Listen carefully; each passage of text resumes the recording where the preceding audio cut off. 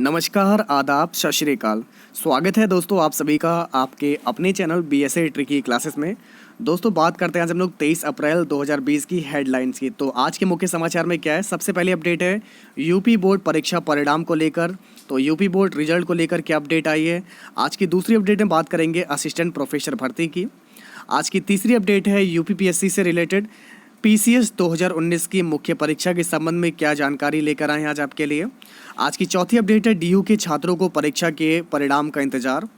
पांचवीं अपडेट में बात करेंगे जो बेरोजगार विज्ञान स्नातक हैं इनकी भर्तियां। छठी अपडेट आपकी यूपी पुलिस के जो 340 सब इंस्पेक्टर इनका प्रमोशन रुक गया है। और सातवीं सबसे इंपॉर्टेंट अपडेट, जैसे कि आप लोग जानते हैं, मैंने आपको पहले भी बताया था, एसएससी के जितने भी छात्र हैं तो यूएफएम से घबराएं सीजीएल के अभ्यर्थी। और आज की लास्ट अपडेट दोस्तों है आपकी यूपीपीएससी 10,768 एलटी ग्रेड शिक्षक भर्ती के संबंध में। तो आइए इनके बारे में विस्तार से जानते हैं। तो अगर इससे पहले अगर आप लोग चैनल पर नए हैं तो सब्सक्राइब जरूर कर लीजिएगा, ताकि डेली बेस पर आप लोग को रोज़ जो भी नई अपडेट आपके एग्ज़ाम से रिलेटेड आती हैं वो आप तक पहुंच सके। तो मैं डेली बेस पर आप लोगों को सारे इंपॉर्टेंट से इंपॉर्टेंट अपडेट प्रोवाइड करा रहा हूं। तो चलिए दोस्तों शुरू करते हैं आज के अपने इस मुख्य समाचार को। आइए देखते हैं। सबसे पहले दोस्तों बात करेंगे हम लोग यहाँ पर यूपी बोर्ड रिजल्ट को लेकर। जैसे कि आप लोग जानते हैं जून में आते रहे हैं 10वीं और 12वीं के रिजल्ट हमेशा से। ये पूरा मेरे पास दोस्तों यहाँ पर 2010 से 2019 तक का रिकॉर्ड भी हम लेकर आए आपके लिए। तो यूपी बोर्ड की हाई स्कूल व इंटरमीडिएट परीक्षा का रिजल्ट जून माह में आता रहा है। बोर्ड प्रशासन कुछ साल पहले तक सामान्य दिनों में भी गर्मी की छुट्टी में रिजल्ट देता रहा है। इस वर्ष तो स्थिति सामान्य नहीं है। जैसा कि आप लोग जानते हैं देश में कोविड-19 के बढ़ते संक्रमण को रोकने के लिए शासन ने उत्तर पुस्तिकाओं का मूल्यांकन मार्च माह में स्थगित कर दिया था।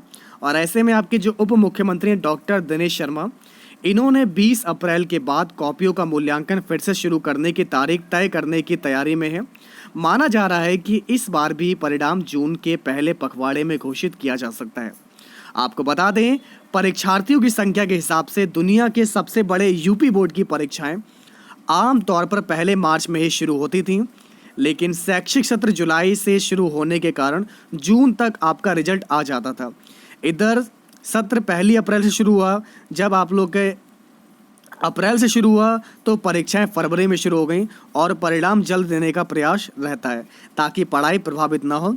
इधर 2 वर्ष को छोड़कर रिजल्ट मई या फिर जून में ही आया है। तो 2017 विधानसभा चुनाव के कारण परिणाम 9 जून को एक साथ घोषित किया गया और इस बार करीब 50 लाख से अधिक अभ्यर्थी हैं। तो 3 करोड़ से अधिक कॉपियों का मूल्यांकन होना है। और यह कार्य जो है दोस्तों, यह कार्य 2 दिन हो चुका है। संकेत है कि इसी माह के अंत से मूल्यांकन फिर से शुरू होगा। जून तक सचिव का कार्यकाल भी दोस्तों आपको बता दें, जो यूपी बोर्ड की सचिव नीना श्रीवास्तव है, इनका कार्यकाल 31 मार्च तक था, लेकिन शासन ने मूल्यांकन व परिणाम के लिए उसे 3 माह तक के लिए बढ़ा दिया है। ऐसे में अब 30 जून तक आसानी से रिजल्ट आ सकता है। तो आज हम लोग बात करेंगे 2010 से 2013 तक मई के अंत में या फिर जून तक आपका रिजल्ट आया है। और 2017 में विधानसभा चुनाव के कारण 9 जून को आपका रिजल्ट आया था। ये पूरी आज मैं रिपोर्ट आपके सामने लेकर आया हूँ। तो दोस्तों बात करते हैं बीते 2010 की। 2010 में आपका पेपर 4 मार्च को शुरू हुए थे और इधर आपके इंटर का और हाई स्कूल का रिजल्ट 27 मई और 1 जून तक आ गया था। 2011 की मैं बात करूं, आप लोगों में से कई लोग होंगे जिनने परीक्षाएं इंटर और हाई स्कूल की दी होंगी। तो 2011 की दोस्तों मैं बात करूं, 17 मार्च को पेपर शुरू हुआ था। इधर इंटर का रिजल्ट 6 जून को और हाई स्कूल का रिजल्ट 10 जून तक आ गया था। 2012 की मैं बात करूं तो 16 मार्च से पेपर शुरू हुए थे। 5 जून को इंटर का और 8 जून को हाई स्कूल का रिजल्ट आ चुका था। 2013 में 12 मार्च से पेपर शुरू हुए थे और 5 और 8 जून तक आपके रिजल्ट आ गए थे। 2014 में परीक्षाएं आपकी 3 मार्च से शुरू हुई थी। 25 मई को इंटर का और 30 मई को हाई स्कूल का रिजल्ट घोषित किया जा चुका था। वहीं 2015 की मैं बात करूं दोस्तों, 19 फरवरी को जो है दोस्तों आप लोग का जो यहाँ पर दिया गया था। तो ये दोस्तों पूरी रिपोर्ट मैं आज आपको दिखा रहा हूँ। और 2019 में आपके 7 फरवरी को पेपर हुए थे, तो 27 अप्रैल को इंटर का भी और हाई स्कूल दोनों के रिजल्ट आपके 27 अप्रैल तक आ गए थे, ठीक है ना। लेकिन अब इसमें लेट हो सकता है, लेकिन तब भी कितना भी लेट हो, लेकिन जून तक आपका रिजल्ट आना बिल्कुल तय है। बाकी जो भी अपडेट होगी मैं आपको समय समय पर देता रहूँगा। आज की दूसरी अपडेट दोस्तों, जैसे मैंने आपको बताया, यहाँ पर दूसरी अपडेट जो है आपकी असिस्टेंट प्रोफेसर भर्ती के संबंध में। तो क्या अपडेट है, आइए आपको बताते हैं। देखिए, काउंसलिंग प्रक्रिया की तैयारी शुरू हो चुकी है। तो आप लोग यहाँ पर देख सकते हैं, उच्च शिक्षा निदेशालय ने असिस्टेंट प्रोफेसर पद की रुकी काउंसलिंग प्रक्रिया की तैयारी जो है शुरू कर दी है। विज्ञापन संख्या 47 के तहत अशासकीय सहायता प्राप्त एडेड डिग्री कॉलेज के सामाजिक विज्ञान विषय के चयनित 121 अभ्यर्थियों की काउंसलिंग की तैयारी चल रही है। वहीं उत्तर प्रदेश उच्चतर शिक्षिता और शिक्षा सेवा आयोग ने हिंदी विषय का ब्यौरा भी निदेशालय को भेज दिया है। लेकिन इस मामले और ये जो इसका मामला जो है कोर्ट में लंबित होने से काउंसलिंग नहीं कराई जाएगी। तो आयोग ने विज्ञापन संख्या 47 के तहत 35 विषयों में 1150 पदों की असिस्टेंट प्रोफेसर पद की भर्ती निकाली थी। इसके 33 विषयों का रिजल्ट जारी हो चुका है। आपको बता दें, यहाँ पर समाज शास्त्र व शिक्षा शास्त्र का मामला कोर्ट में लंबित होने के चलते उसका रिजल्ट अभी रुका हुआ है। तो उच्च शिक्षा निदेशक डॉक्टर वंदना शर्मा का कहना है कि सामाजिक विज्ञान विषय के चयनितों की काउंसलिंग की तैयारी शुरू कर दी गई है। काउंसलिंग का कार्यक्रम लॉकडाउन के खत्म होते ही जारी कर दिया जाएगा। अब आज की दोस्तों तीसरी अपडेट जो है आपकी यूपीपीएससी से है। तो पीसीएस 2019 का जो मेन परीक्षा होगी, मुख्य परीक्षा, इसके अभ्यर्थियों को 15 मई तक आवेदन भेजने का मौका, यानी कि आप लोग के दोस्तों आवेदन की तिथि जो है बढ़ा दी गई है। ठीक है ना। तो आवेदन की जो अंतिम तिथि है तीसरी बार बढ़ाई गई है। तो पीसीएस अभ्यर्थियों को 15 मई तक आवेदन भेजने का मौका उत्तर प्रदेश लोक सेवा आयोग ने सम्मिलित राज्य प्रवर अधीनस्थ सेवा यानी कि सामान्य विशेषण मुख्य परीक्षा 2019 के अभ्यर्थियों को सहूलियत के लिए ऑफलाइन आवेदन भेजने की तारीख बढ़ा दी है। अब अभ्यर्थी 15 मई तक ऑफलाइन आवेदन पत्र भेज सकेंगे। आयोग ने यह निर्णय लॉकडाउन से अभ्यर्थियों को होने वाली दिक्कत को देखते हुए लिया है।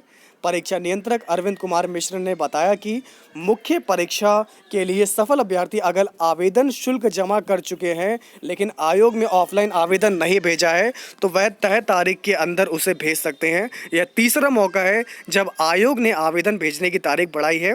और आप लोग देख सकते हैं, यूपीपीएससी ने इसके पहले ऑफलाइन आवेदन भेजने की तारीख बढ़ाकर 15 मई कर दी गई है। ठीक है ना। तो घबराने की कोई आवश्यकता नहीं है। अब आपकी डेट 15 मई तक जो है बढ़ा दी गई है। इसके बाद दोस्तों बात करेंगे डीयू की। तो डीयू के छात्रों को परीक्षा के परिणाम का इंतजार, दिसंबर में समाप्त हुई थी परीक्षाएं। तो दोस्तों क्या इस संबंध में अपडेट, आइए जानते हैं। तो डीयू के छात्रों को परीक्षा के परिणाम का इंतजार, दिल्ली विश्वविद्यालय के स्नातक और परास्नातक के छात्रों को अब तक दिसंबर में समाप्त हुई परीक्षाओं के परिणाम का इंतजार है। कई ऐसे विषय हैं जिनके परीक्षा परिणाम अभी तक नहीं आए हैं। कई ऐसे भी विषय हैं जिन विषयों में छात्रों की संख्या काफ़ी है।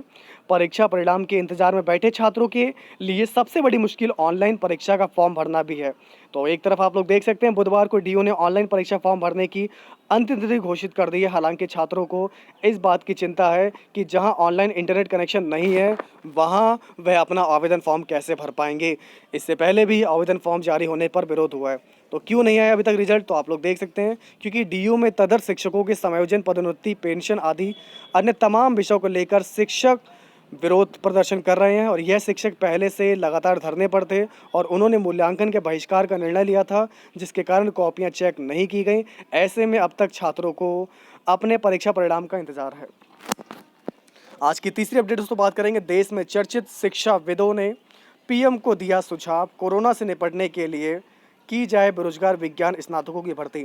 तो दोस्तों क्या सुझाव है, बेरोजगार विज्ञान स्नातकों की भर्ती की जाए, इसके संबंध में आइए आपको बताते हैं। देश भर के चर्चित शिक्षाविदों ने हमारे प्रधानमंत्री सम्माननीय श्रीमान नरेंद्र मोदी जी को सुझाव दिया है कि कोरोना से निपटने के लिए बेरोजगार विज्ञान स्नातकों की भर्ती की जाए। साथ ही संदिग्ध नमूनों की जांच के लिए विभिन्न कॉलेजों की जीव विज्ञान की लैब उपयोग में ली जाए। इस संबंध में प्रधानमंत्री को 20 अप्रैल को एक पत्र लिखा गया था। इंडिया मार्च फॉर साइंस की ओर से जारी इस पत्र पर देश के विभिन्न संस्थानों के 600 से अधिक वैज्ञानिकों, प्रोफेसरों और शोधकर्ताओं के हस्ताक्षर भी हैं। संस्था की कोलकाता स्थित आयोजन समिति ने मंगलवार को एक विज्ञप्ति में यह जानकारी दी।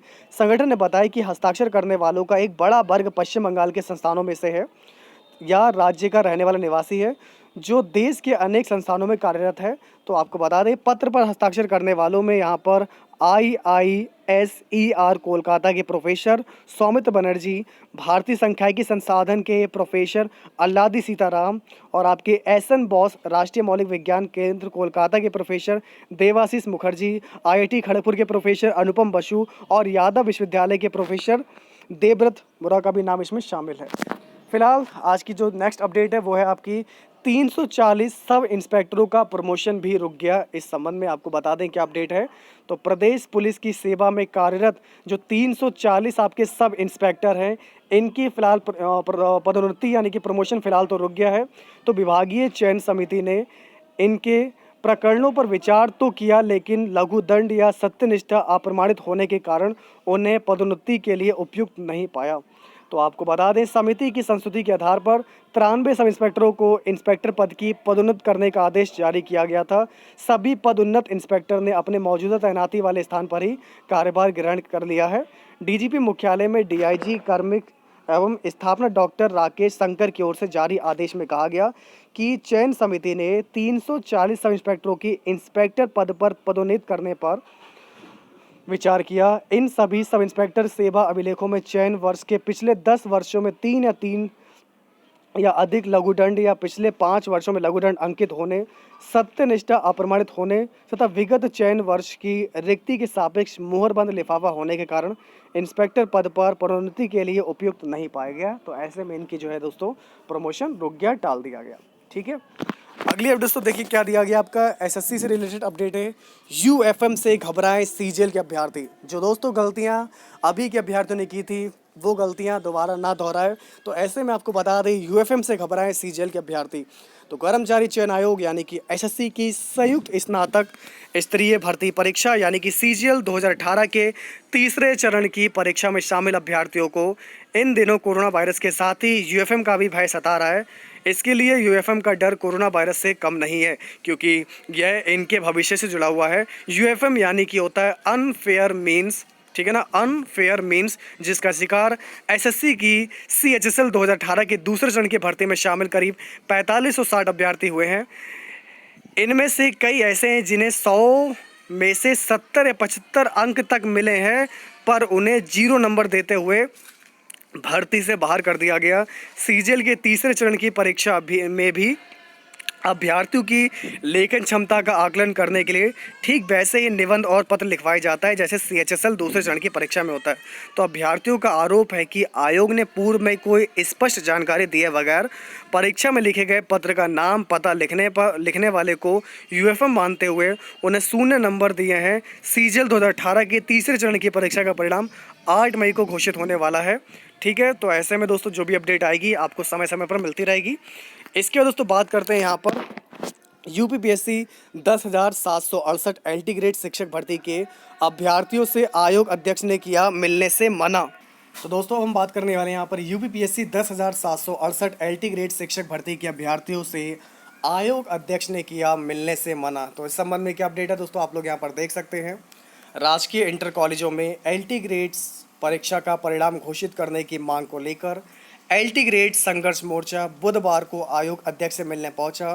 तो लॉकडाउन के चलते आयोग अध्यक्ष ने सोशल डिस्टेंसिंग के नियमों का हवाला देते हुए एलटी ग्रेड मोर्चा के विक्की खान और अनिल उपाध्याय से मिलने से मना कर दिया है। परीक्षार्थियों का कहना है कि पहले आयोग के सचिव, फिर आयोग के मीडिया प्रभारी और बाद में आयोग अध्यक्ष के कार्यालय से संपर्क करके मिलने का समय मांगा गया, लेकिन आपको बता दें आयोग अध्यक्ष ने लॉकडाउन के नियमों का हवाला देते हुए उनसे मिलने से मना कर दिया। फिलहाल जो भी अपडेट होगी नेक्स्ट वो आपको टाइम पर मिलती रहेगी। तो आज की लेटेस्ट अपडेट में सिर्फ इतना ही। अगर आपको ये वीडियो अच्छी लगी हो तो लाइक और शेयर ज़रूर कीजिएगा। तो हर रोज़ दोस्तों यहाँ पर जितने भी दोस्तों आप लोग के एग्ज़ाम से रिलेटेड जो भी अपडेट है पाने के लिए आप लोग चैनल को सब्सक्राइब कर लीजिएगा, ताकि आप लोगों से एग्ज़ाम से रिलेटेड कोई भी अपडेट आपकी मिस ना हो। तो thanks for watching all BSA tricky classes students. तो अगर आपको क्लास अच्छी लगी हो, ये वीडियो पसंद आई तो वीडियो को लाइक और शेयर ज़रूर कीजिएगा। फिर मिलते हैं दोस्तों ऐसे ही कुछ और भी इंटरेस्टिंग न्यूज़ के साथ। तो बने रहिए आप लोग आपके अपने चैनल बीएसए ट्रिकी क्लासेस में। तब तक के लिए दोस्तों नमस्कार।